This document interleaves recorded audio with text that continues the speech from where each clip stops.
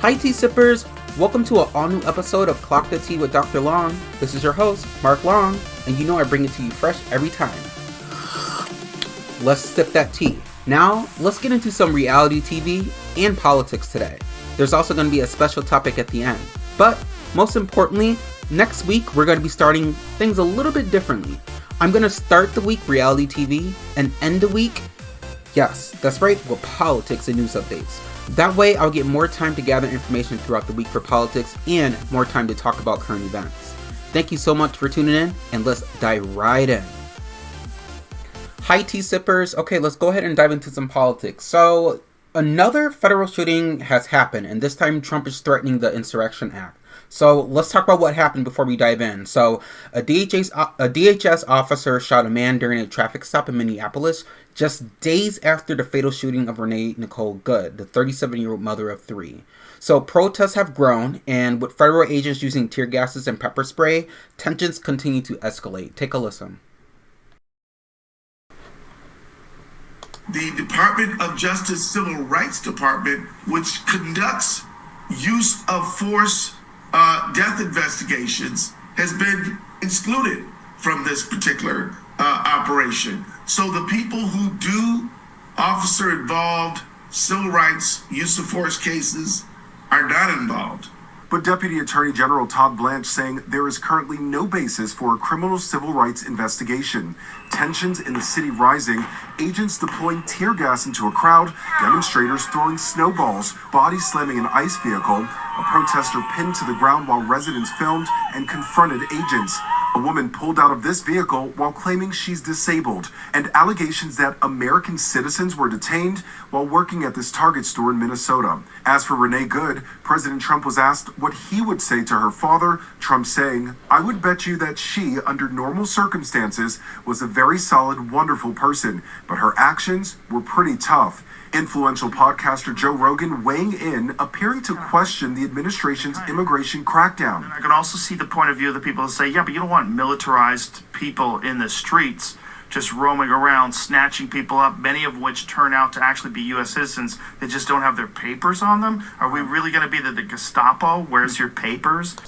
Okay, so that was ABC News reporting, and now let's dive a little bit more deeper into what's going on. So what we know so far, as NBC News is starting to report, that Trump said on his Truth Social that he would like to invoke the Insurrection Act if Minnesota politicians do not obey the law and stop professional agitators and insurrectionists from attacking patriots of ICE who are only trying to do their job. Now, the Insurrection Act, a rarely used 1807 law, gives the president authority to deploy the military domestically without prior congressional approval.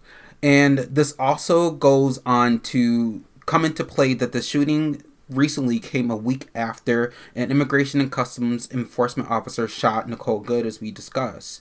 So this is obviously sparking a lot of local and nationwide protests, but most importantly, we're starting to see things like the Department of Homeland Security saying that the federal officer shot a Venezuelan man in the leg in Minneapolis last night after he allegedly fled following a traffic stop and attacked the officer. So that's what they're saying. That's what the Homeland Security people are saying. So right now we know around 3,000 federal agents have been sent to Minnesota in what the DHS says is its biggest operation in history. The city has about 600 police officers. So now we're looking at an imbalance of power here, and now Governor Tim Walz has called the federal government to end its occupation, and it says the agents were kidnapping people for no reason. So there's a lot to unpack here. First of all, I believe everything that the governor is saying because he's the governor of the state, and it doesn't matter if you lean right or left in this situation, wrong is wrong. To completely just put all of this on citizens right now and create this intense issue about what's happening in terms of legality and citizen status in America, I understand that the right is upset about the border, but this is taking it a step further to the point where people are getting harmed. The people tear gases everywhere. This is going to turn into a revolution if the president of the United States does not get a hold on this and bring down the temperature. Why are they raising up the temperature?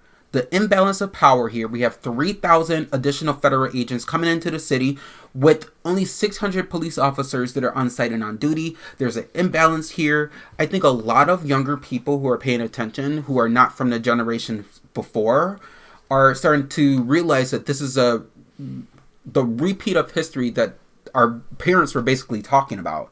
Our parents that grew up in the 60s and in the 70s and the 80s, this makes a lot of sense as to why revolution happens. Now, more information has come out recently suggesting that the Trump administration has no means to pull out of Minnesota whatsoever anytime soon. And this is just pretty much what's been reported since Kristi Noem sat down for her interview Thursday with the senior political correspondent Rachel Scott. Now, she specifically said no plans to pull out of Minnesota. So right now, there's a lot of fear in the streets of Minnesota and people within the Midwest who are concerned about their neighbors. But most importantly, Caroline Leavitt talked a little bit today about how the Insurrection Act is being used as a tool at the president's disposal. And, she was asked about this in her press briefing, and she gave an interesting response, suggesting that whenever there is an insurrection in any state against its government, the president may, upon the request of its legislator, or if its government, let me say that again, request of its legislator, or if its governor, if the legislator cannot be convened, call into federal service such of the militia of other states in the number requested by the state, and use such of armed forces as he considers necessary to suppress the insurrection. So I think what the administration right now is expecting a civil uprising based on what has happened, because let's be honest, what happened with Nicole Good and what's happening with all the violence is because of Trump. This is all because of the right and everything that's happening, on the money that's getting poured into this.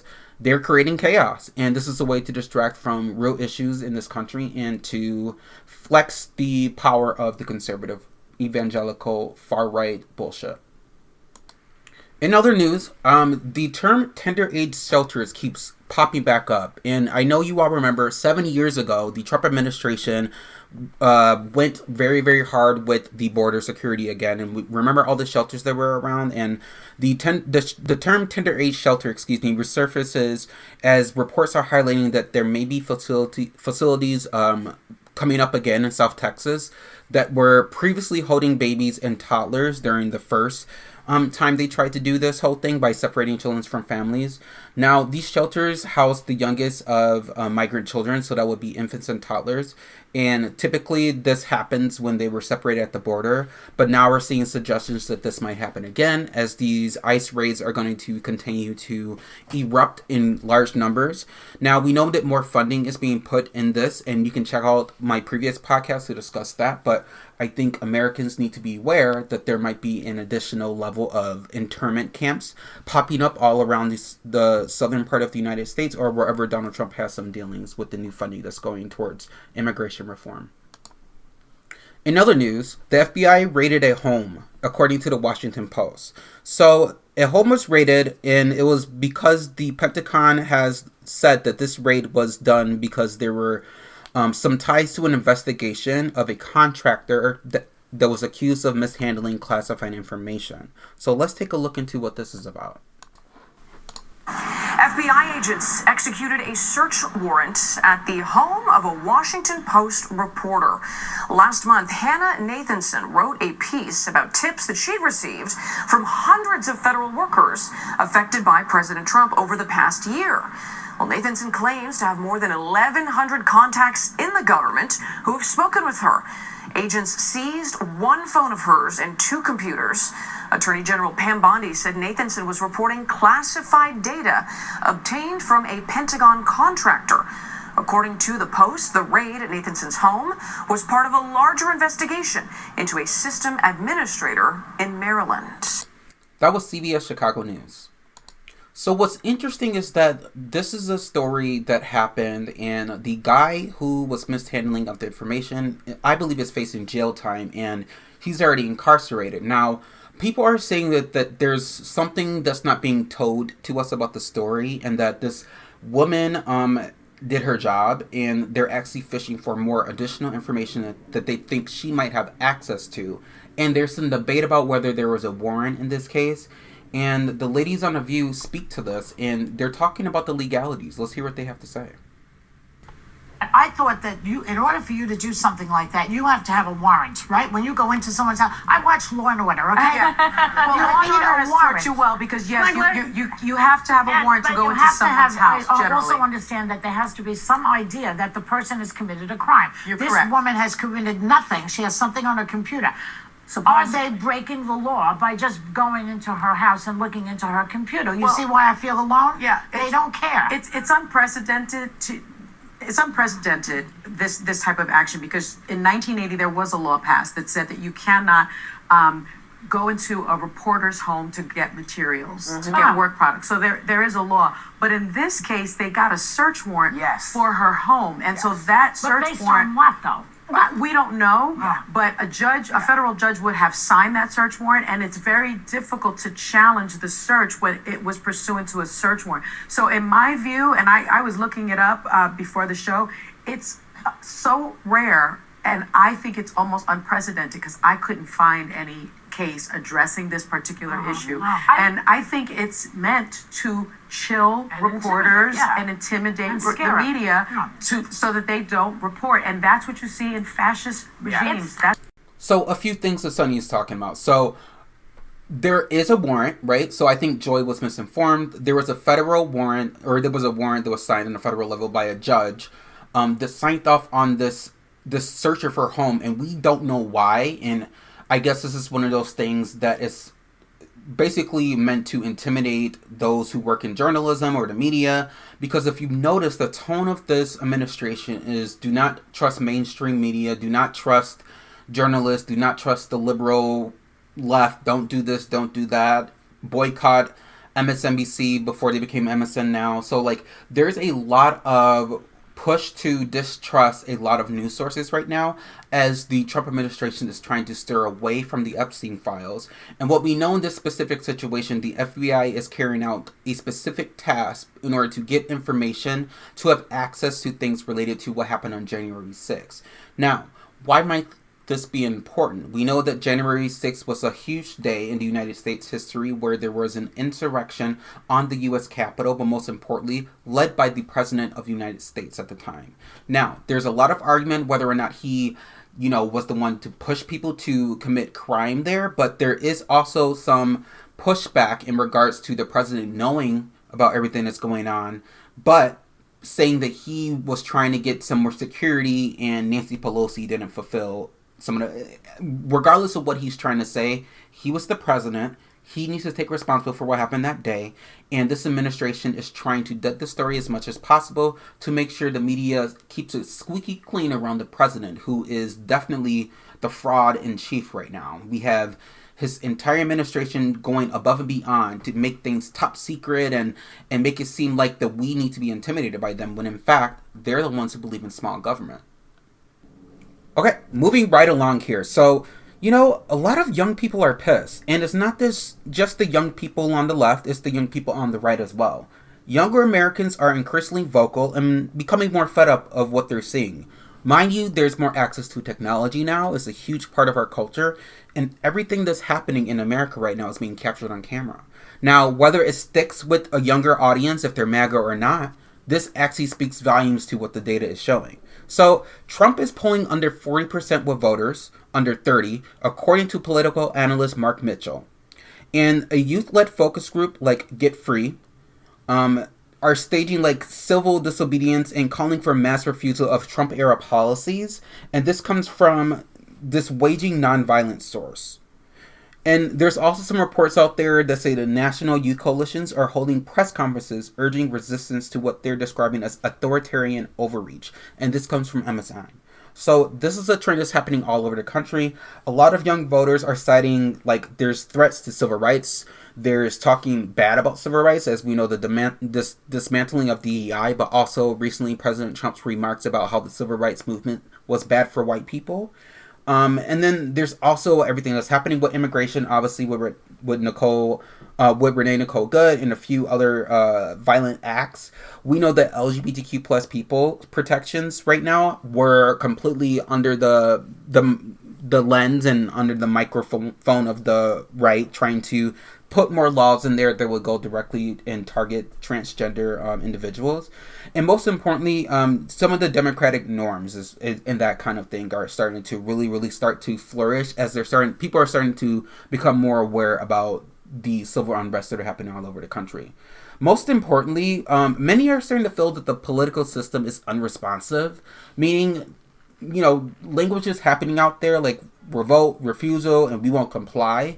And a lot of people on the right are not liking that. They're starting to see trends of that, and they're starting to be louder in regards to protecting ICE and making sure that there are things and balances in line so that there's more action in the streets from the right and from the federal government, and compared to less, which a lot of young conservatives are starting to see this a little bit more as meddling, and a little bit more as like advanced government systems, especially given what's happening with foreign affairs. There's been a lot of pushback against younger Republicans who are suggesting that this America First ideology is completely going out the window with how we are responding and completely overhauling all of these foreign issues, for example, with Venezuela and Mexico and Cuba. We also have instances, of what's happening over in Iran. There's been threats of their government trying to come after us, obviously forever, but this time things are trending online with access to social media and, people making allegations about harming the president. So, we're going to be following things very closely, but this is quite alarming given that basically Donald Trump won based off a lot of younger conservative people coming out and supporting him. And this seems to be the complete opposite. You have podcasters who are coming out suggesting that the right has gone too far. And last but not least, Caroline Leavitt is telling Americans to brace for tax changes this year, and I guess she's not wrong. The Trump administration's One Big Beautiful Bill rewrites huge parts of the tax code, from eliminating taxes on tips and overtime to reshaping deductions and credits. Analysts say taxpayers could see refunds jump by around $1,000. She said this today at her press conference that she gave. So we'll continue to follow this. I don't know what this means in regards to, other independent reporting that's come out from the administration. I know back in July, when the bill was signed, that the changes that were included were adjusted tax brackets, a new senior deduction, no tax on tips. They talked about no tax on overtime, the expansion of deductions, blah, blah, blah, blah, and new working family credits.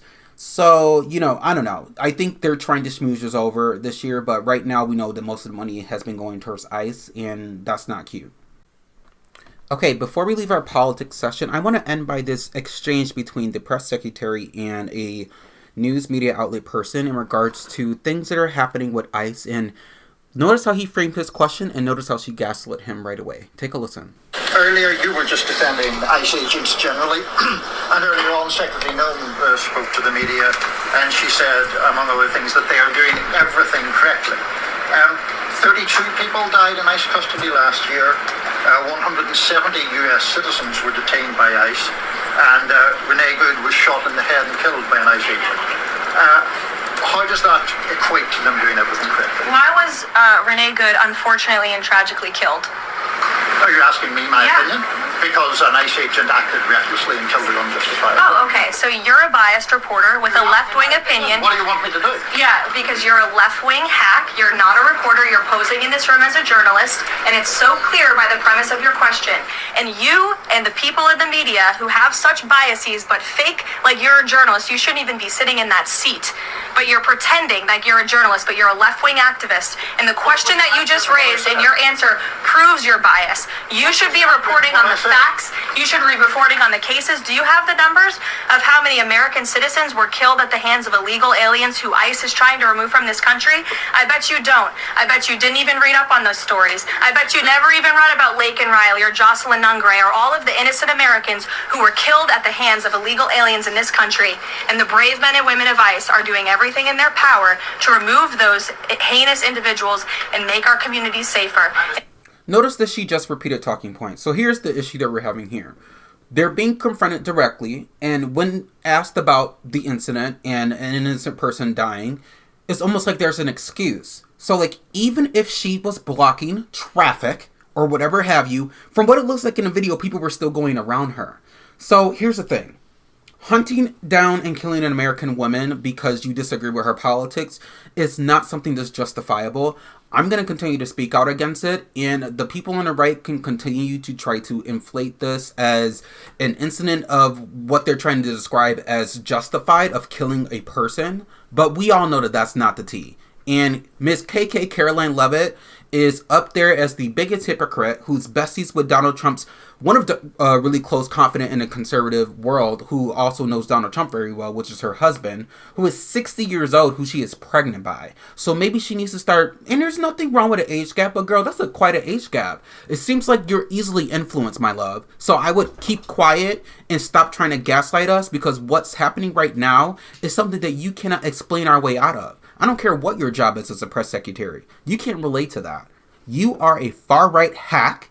You are someone that goes up there and lies to the American public every day. And I cannot wait to see you in the trials once this is all over with.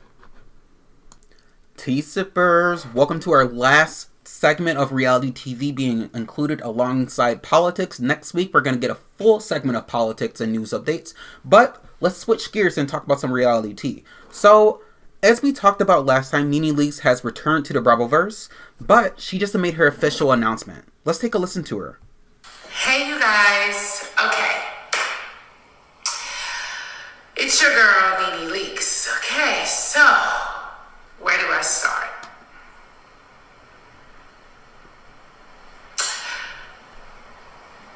This has been a really long journey.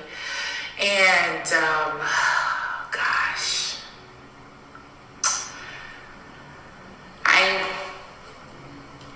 happy, overjoyed to say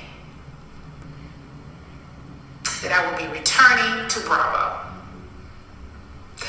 I almost can't even believe the words that are coming out of my mouth. I'm so happy. I'm just so happy. First, I have to thank a lot of people here. I want to thank Francis Burke, Andy Cohen, so many executives behind the scenes who have worked to make this happen. So many people that have continued to throw my name in the ring over and over again. Thank you to everybody over at Bravo. Okay, yeah, NeNe goes on to thank a bunch of the other ladies, but most importantly, let's go into her Instagram and look at these comments. So, she's getting hyped from Andy. He says, couldn't celebrate 20 years without you. That's so sweet. Portia comment, I'm about to get emotional. Portia commented, she said, I can't wait. The door is open. 20 years of Housewives is now complete. Let's celebrate. And they have an exchange where Portia says big sis, little sis. So it seems like those doors are open. Their relationship is back. Sheree made a comment and said, could not have 20 years without you. We have Cynthia saying the door is back open. Phaedra, obviously. Vicky Gunvalson. Carlos. We have Adriana from Miami. Chanel from Dubai. Jennifer Williams from Basketball Wife, Lisa Milan. We have Heather Dubrow, who's wishing her congratulations. Gretchen made a comment, but I'm happy that she's acknowledging who the queen is. And we have a bunch of different podcasters. We have Shamia. We have, she's not a podcaster, but we also have podcasters commenting. Tamara Judge, Dr. Simone. It's just, she is getting so much love. Essence Magazine. This was long overdue. Tamar Braxton is also wishing her congratulations. This is so long overdue, and let me tell you why. NeNe Leakes is an icon. NeNe Leakes paved the way for this new wave of reality TV, for us to even speak on it nowadays. Her one-liners, her memes, her GIFs, everything that got people through the pandemic in terms of giving you something to binge and laugh about. NeNe Leakes. She is like the another wave of reality TV after our Tiffany Pollars and after the originals from other reality TVs, for example, of what's the show called, The Real World and Jersey Shore and all these other shows, NeNe Leakes has been a cultural icon in terms of making sure that Black excellence has longevity in the reality TV world, while also inspiring other reality TV stars and to basically bring themselves nonchalantly but also authentically to the cameras to give us viewers something great to see. NeNe Leakes is that girl. She has influenced a lot of things that I do in my life in terms of being yourself. And I cannot wait to see her back on a show that changed the lives of Americans all over the United States and worldwide. NeNe Leakes, you are an icon. I love you. Send you my love and gratitude. I'm so glad you're back on our screens, even if it's going to be a little bit. So here's what I think is going to happen. I think NeNe Leakes is going to come back to the Ultimate Girls Road Trip. And she's not going to be a main cast member, but she's going to take on the Atlanta side of things where other housewives are showing up to show their faces. And then from there, they might pull her onto another show, for example, The Traitors, or maybe another Ultimate Girls Trip, and then slowly add her back to RHOA. Now, we know Phaedra was huge and instrumental in getting NeNe Leakes back into the game of the Bravoverse. We already know that negotiations and conversations were being had with NBC Universal, but now it's official. NeNe Leakes is back to the place where she started, Blanc, and you better sit down and wait for the queen. She's back, bitch. And speaking of being back, since we mentioned the Ultimate Girls Road Trip, the official cast was released yesterday as Portia made an appearance on Watch What Happens Live. And it was quite cute how they did it. They had Portia with a blue screen behind her, and she had blindfolds on, and she had the guest, the housewife, based on some things that Andy would say. Now, the cast consists of Portia Williams, who Andy announced on Watch What Happens Live, along with Vicky Gunvalson, Giselle Bryant, Kyle Richards, Luann de Lesseps, Teresa Giudice, and Lisa Barlow. Can you believe that Lisa Barlow made it onto the vacation? So this is going to be a hoot. And there's going to be over 60 cameos from other housewives. Now, that is going to be some tea. That is going to be a great show to watch. I love all the different personalities they have. And because their personalities are so big and they all think they're all iconic in their own right, I think you just might have some egos that might get in the way, which is something that makes great reality TV. It's going to be so exciting to see these ladies. Hopefully we'll get this show before we get the new seasons of things, so we have something to binge over the summer, like we did with the other Ultimate Girls trips. Now, this wasn't met without shade. Kenya Moore made a comment about, where are the OGs at from Atlanta? You have this show happening and there's no OGs on it?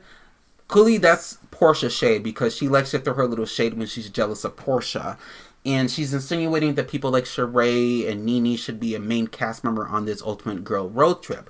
But really, Kenya, what it's giving is that you are a bitter girl because Portia took your spot on The Traitors because of the negotiation contracts and you not having a good relationship with NBC right now because of the whole revenge porn with your previous co-star Britt Eady. And now it gives even more jealousy because now Portia is pretty much in her supreme by signing on to another Ultimate Girls Trip and returning for the next season of Atlanta. So, Kenya, stop being jealous and stop acting the fool. Girl, we'll see you on TV. When we see you, go ahead and try to repair your relationship with Bravo, because clearly this is going to take right off. Okay, so switching gears to Potomac, well, Potomac adjacent, we talked about Candiace being on The Traitors, but she just had another sit down with Carlos King, the king of reality TV, honey. And her and Carlos had some banter about Ashley's most recent interaction with Charissa's son, and you know, Candiace had some input and Carlos had to frame his question because they were you know, Ashley got that work from Candiace. He's not going to hold back, but let's listen to their exchange. Do you think that Ashley doing that, does it define her character, and do you think there's a double standard because she's a woman who did it? Do I think it defines her character? I think it is confirmation of the character we have always known her to have. To which I don't always fault her. I don't condemn people for all of their evil, because everyone has a story and everyone is who they are because of where they have been and what they have been through. And I think that much of Ashley's many of her choices are a result of where she has come from and what she has been through. And you hear her talk about it At least when I was there, she talked about it a lot, how she came from humble beginnings and they didn't have a lot of money, and her parents were abusing substances, and I think that informed why she felt like she had to go run up behind Gollum.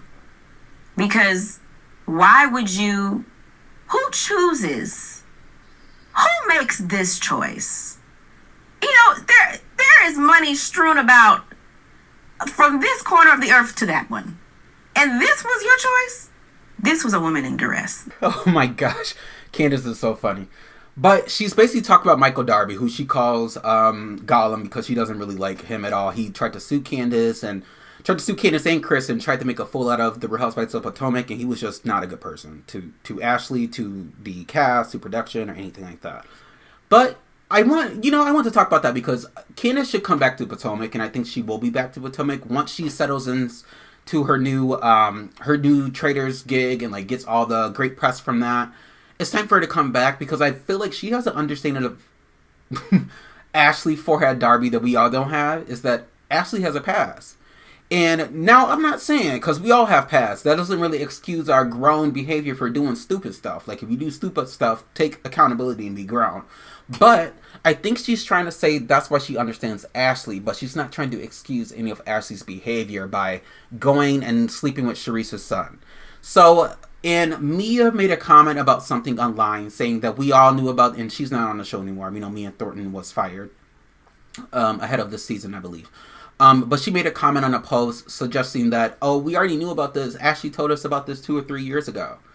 And here's the thing. Even if you did tell somebody about it, even if you didn't, I don't know what this is. This all seems like a ploy to get Charisse back on the show somehow at the suspense, no shade, of Ashley's uterus or her reproductive organ baby.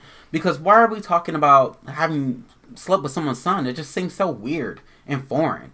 But to Candiace's point, I think it's a way for us to make some understanding that Ashley comes from rough beginnings and she's just fluid and does what she wants to do, and that's her free spirit comes from the survival and the trauma that she had to face. I assume that's what she's saying. I don't know, but I'm gonna give Candiace that one.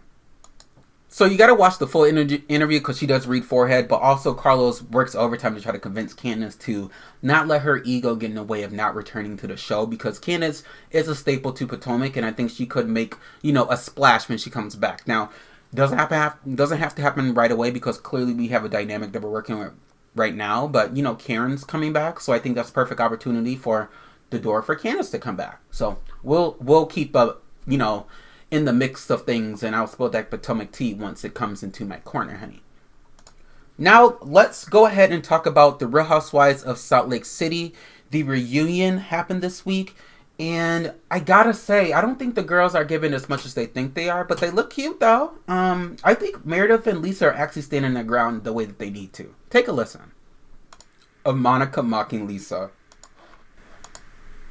Lisa Barlow, okay? If you listen, no, our cases are not the same. They're not the same. Mine isn't criminal. I wouldn't know about that. Grand theft. If I was a credit card, I'd sue you for identity theft. What do you do? John? Monica is so crazy, y'all. Okay, so let's recap that. So, as funny as that impersonation was, dare I say this, and y'all know how I feel about Lisa Barlow, I think she devoured at that reunion. And let me tell you why. Miss Baby Gorgeous was sitting right by Angie, and Meredith was kind of devouring too. As soon as the reunion started, Andy was like, Meredith, do you have anything you want to uncover? And she basically uncovered the fact that Whitney is the actual drunk who got shit-faced at BravoCon, and she wants to call Meredith an alcoholic, which is what she exposed. But anyway, Lisa was not bothered by the girl. She wasn't raising her voice this time. She wasn't and this is just the part one. We don't know what she's going to do later on. There's still 3 parts to this reunion. But Lisa was just handling the girls giving did you hear what I just said vibes, or did I cover everything, Meredith? Very whatever they're saying is rolling off of me. I think she was prepared for Heather, Bronwyn, and Angie K, and Mary, for that matter, to have a problem with her. But most importantly, Whitney has a problem with her, and she, she's always prepared for Whitney. But she just came prepared to the reunion, like, okay, these girls are going to try to come for me. They failed miserably at the beginning by trying to come for me and my Amex credit card and blah, blah, blah, blah, blah, and I blah, blah, blah, blah, blah, and I paid all this off. And I kind of like the way that she's handled that. She's kind of letting it roll off of her. Unlike some of these other girls, I think Heather was there trying to create this narrative like she always does and trying to have this beef with Meredith and Lisa, her old beef. Meanwhile, Heather has a problem with the truth. But everything is going really well. It'll be interesting to see what happens once Brittany comes back into the mix. And once we start to hear a little bit more from Brown about what's happening between her and Todd. So, Salt Lake City reunion is good. And it's expected that Meredith and Lisa are going to stick by each other and defend each other. We'll see what happens. Okay, more housewife talk. It looks like the Real Housewives of New Jersey is obviously potentially still in its casting stages, and it looks like over the holidays Melissa and Teresa were getting along very well. But most importantly, what's happening right now is, and what a lot of speculation is online, is that they're having a hard time casting around the ladies now that they've only announced that a potential announcement that Dolores is still going to be in the mix, but it seems like Dolores is going to be in a mix with the Real Housewives of Rhode Island, which is getting heavily compared to the Real Housewives of New Jersey right now. So what people are trying to suggest is that the Real Housewives of Rhode Island is obviously slated to premiere this year, but they're trying to get it to have its own identity because it's still an Italian-based show where there's a lot of Italian Americans that live there with their heavy accents, which is very comparable to the Real Housewives of New Jersey. Now, granted, we don't know what's going to happen with casting right now. That's quite interesting that the switcheroo that's happening right now in terms of getting the Real Housewives of Rhode Island instead of Jersey, we're going to be introduced to these new ladies. So it's almost like they're trying to figure out whether or not there needs to be a New Jersey or not. But Andy has said that the Real Housewives of New Jersey has not been canceled, so we're going to keep his word for that, and hopefully stay tuned for the Real Housewives of Rhode Island. Hopefully they can give us something that we've been missing.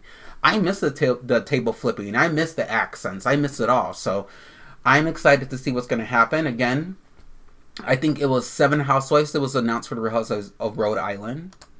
The cast includes Rosie Woods, Liz McGraw, Joellen Tiberi, Brianna Latorre, Monique Pass, Alicia Carmody or something, Stephanie Costa, Kelsey Swanson, and a lot of them come from Generational Wealth, but it looks like some of them are actually co-owners, and there's a nurse practitioner, I believe. There is someone who has a lot of social connections. There's a news anchor. And it looks like there's someone who is known as the Rhode Island Cannabis Queen. So it'll be interesting to see what they give us. And they're all looking like they're younger as well. And one has a close connection with Dolores Cantina from the Real Housewives of New Jersey. So it's going to give very good OG energy with Dolores making an appearance. But it's also something fresh. And I can't wait to clock in and give you all more deets on Rhode Island as we get closer to that premiere. Let's hop into RuPaul's Drag Race. Okay, so before we hop in, this is a quick segment from Bianca Del Rio. She does the pit stop, and she had Marsha on. Okay, Marsha, we finally have a lip sync elimination. Yeah! Somebody's going home. Somebody's going home. And here we have it between Didi Fuego and Mandy Mango. Now, they gave their best to the Dove Cameron tune of Too Much. Now, I know you're a big Dove Cameron fan. I did not know this song. I did. You did know this song. I would have eaten this up. So as soon as the song started, I'm sitting there thinking, how is Mango going to get out of this furniture that she's wearing? Yeah. It wasn't the smoothest transition. Took but the wig with her. She should have really thought through, if I do have to lip sync, how do I get out of this? You know, she is wearing furniture. Yeah. But she did save it with her performance. I thought that she was obviously the better of the two, because the other one was the dance on loofah. And I'm like, get rid of the loofah. But I don't think the dancing would have gotten any better. Unfortunately. And it is a song about being too much. So, like, the loofah could have been used, you know, to accentuate the character. But I don't think she used it to the best of her ability.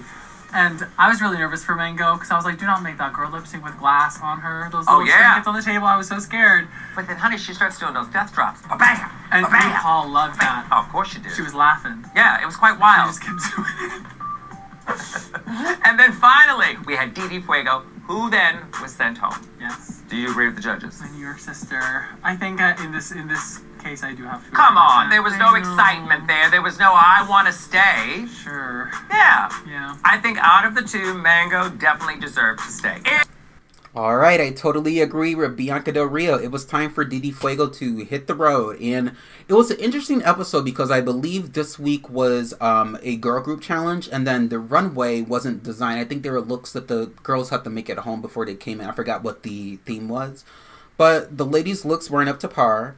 And the design challenge was last week. So obviously they were, I think they were both, I don't know if they were both saved, but I know Mango was in the bottom last week, and she landed up in the bottom again. So her drag is quite interesting, and what she's bringing is interesting in terms of the challenges. But she really ate Didi Fuego up in that lip sync, and I'm excited to see what the girls are going to bring. I do think that she's probably going to be one of the girls that are not going to be one of the biggest threats in terms of Mandy Mango. I do think some front runners right now, from what I'm seeing, is Jane Don't, because she's definitely sickening. Obviously, Vita Von Teese, but the girls who I really, really like is NeNe Coco. I also really, really enjoy, I forgot her name. I really enjoy Briar Brush, I really like because of her mug. And I really enjoy Athena because obviously she's well known and she's related to Morphine. But that's just some bias. But yeah, like I said, those two for sure. Kenya Please's personality is so fun. Mia Starr, I feel like a lot of, you know, from the comments I'm seeing online, people aren't really living for Mia Starr, but I'm living for Mia Starr. I think she brings that Florida energy. In addition to another queen that I'm really enjoying. I think I said NeNe Coco already, but I just really like the personality of Darlene Mitchell and kind of what she brings to the show in that way. And obviously Juicy Love Dion. But yeah, Briar Blush is one of my favorites. I love a good personality and someone who's not afraid to go at it with some of the more well-known queens. And she's giving unapologetic on the runway. And I like her look on the runway. And I also like Mia Starr's look as well. That all black with the tight fitting around. I remember what the theme was now. I think they were supposed to show like some kind of body part off. Like their neck, their back, their, you know, neck, back, crack, that kind of thing. Y'all know the song by Kaya. And T.S. Madison was guest hosting, and it was just such a wonderful episode. I'm living for RuPaul's Drag Race as always. I'm so happy the show's been on for 18 years. And I will bring you the tea next week and let you know how I feel about the most recent episode. So stay tuned. Thank you, tea sippers, for listening to my portion of my podcast on reality television. Now, let's go ahead and dive into some other things that just happened. Mackenzie Scott, I know you all know who that is, and specifically her foundation is she's a billionaire philanthropist who her fortune is largely comes from her ex-husband, Jeff Bezos, has given the Trevor Project $45 million US. So that's about 62.2 Canadian dollars, obviously. And this comes after the $25 million in federal funding was lost under the Trump administration. And this made my day because the Trevor Project continues to run an independent hotline in the United States that reaches about 250,000 young people each year. And it's very life-changing, not to get emotional, but the gifts, first and foremost, will help allow for crisis services to support youth, but most importantly, is something that is going to impact the lives of many people that otherwise would feel other than them.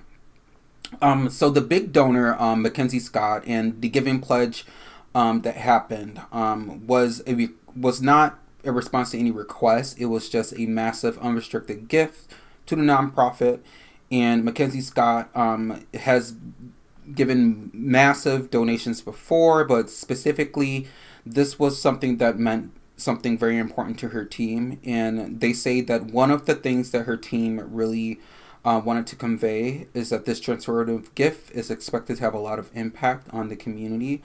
But most importantly, they realize that it's life-saving, and that Trevor Project's mission is not just about, you know, what they've done in the past, but it's about curating more opportunities for generations to come to feel supported and to also have some kind of assistance with all of this happening right now in the country. So, made my day. I just thought I'd share that, and I hope you all are having a wonderful and fantastic day. Thank you so much for listening to Clock the Tea with Dr. Lon. I bring it to you fresh every single week, and thank you for being a tea sipper. See you soon.